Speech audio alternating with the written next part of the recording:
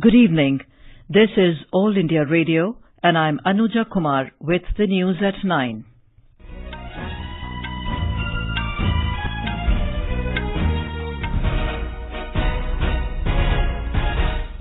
The headlines. Senior leaders of all political parties take whirlwind tours of the states going to polls on Sunday. Prime Minister Narendra Modi appeals to the first-time voters to vote for a strong and stable government at the centre. Congress President Rahul Gandhi alleges unemployment in the country highest in 45 years. India and China agree to expeditiously resolve market access issues by promoting a more balanced trade. After cyclone, western Odisha faces intense heat wave conditions. And in tennis, India's top singles player Ankita Raina enters the quarterfinals of the ITF women's event in Luan, China.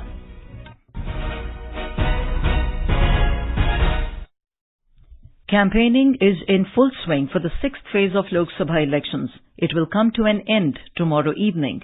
59 constituencies spread over 7 states will go to polls in this phase on Sunday. Voting in this phase will take place for 14 seats in Uttar Pradesh, 10 in Haryana, 8 seats each in West Bengal, Bihar and Madhya Pradesh, 7 in Delhi and 4 seats in Jharkhand. Star campaigners of various political parties are holding rallies and roadshows in different parts of the country to woo the voters. Senior BJP leader and Prime Minister Narendra Modi today held public meetings in Azamgarh, Jaunpur and Prayagraj in Uttar Pradesh and in Bankura and Purulia in West Bengal. In his Azamgarh rally, the Prime Minister appealed to the first-time voters to vote for a strong and stable government at the centre.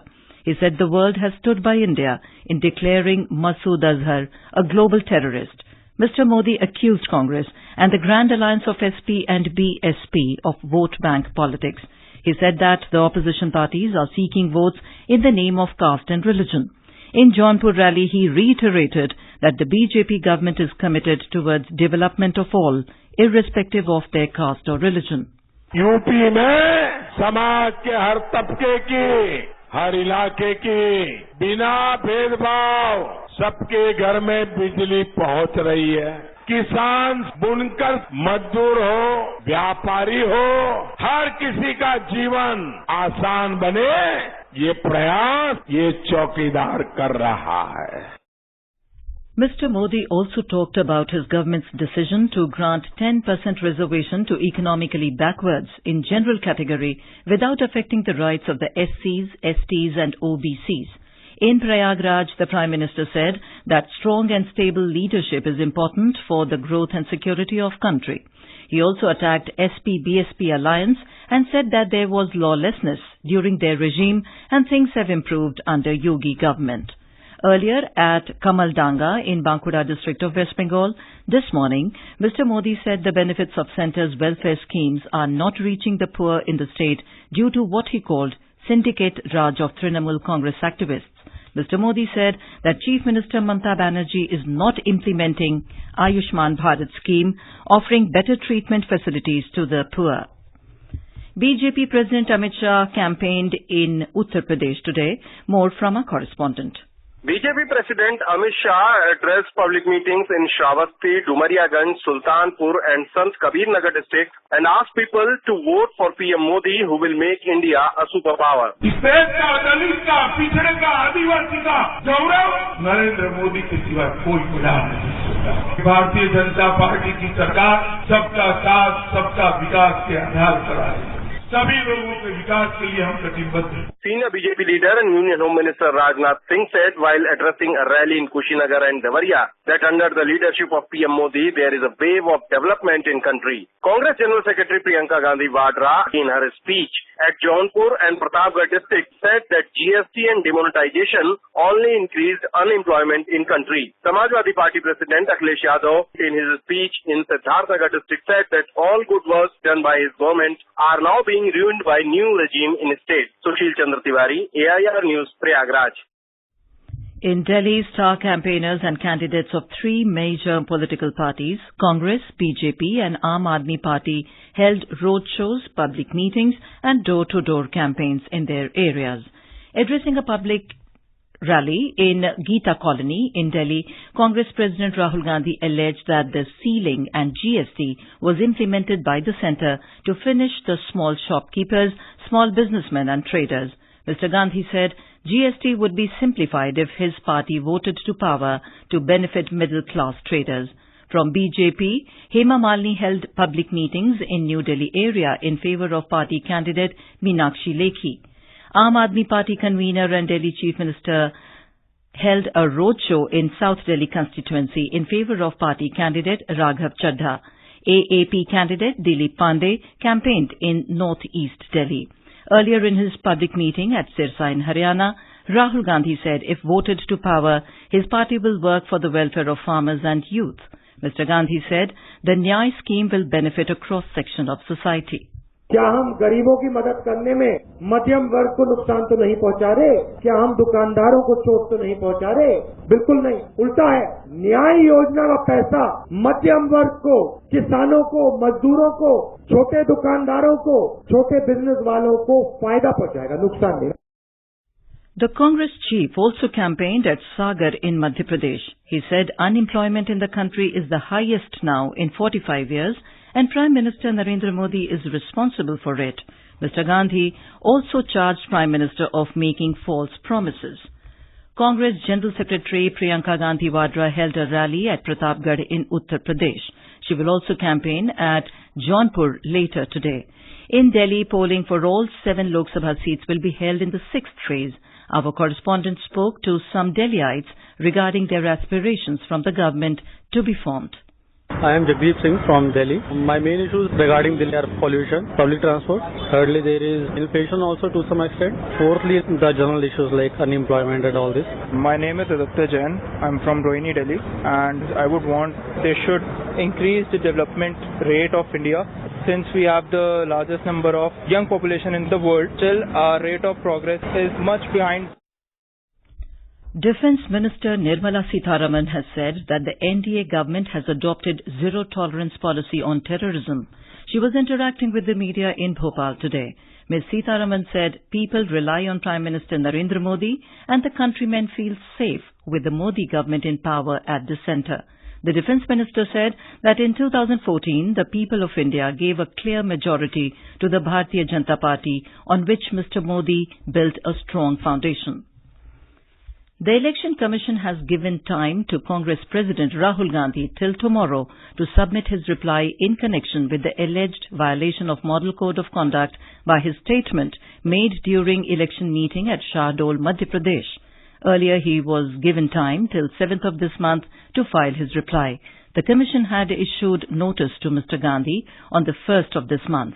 The poll body said a request was received by Mr. Gandhi for extension of time to file his reply. This is All India Radio giving you the news. For quick news updates, follow us on Twitter at AIR News Alerts. News Services Division of All India Radio is broadcasting a special live program, Janadesh 2019, on the developments related to the General Elections 2019. Tune in to the FM Gold channel of AIR from 4:05 p.m. to 4:30 p.m. every day till the announcement of results to listen to this special program.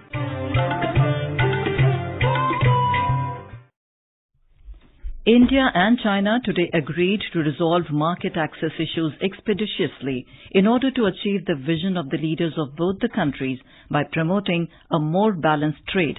After a meeting of Commerce Secretary Anup Vadhavan and General Administration of Customs of China Vice Minister Li Guo, Ministry of Commerce and Industry signed a protocol for export of Indian chili meal to the neighbouring country. A release said that both the sides discussed trade-related issues of pending Indian request for clearance of agricultural products in meeting. China has threatened to retaliate if US President Donald Trump raises tariffs on goods worth $200 billion ahead of the crucial 11th round of talks aimed at ending the trade war between the two countries. The talks are due to be held today and tomorrow in Washington between their trade delegations.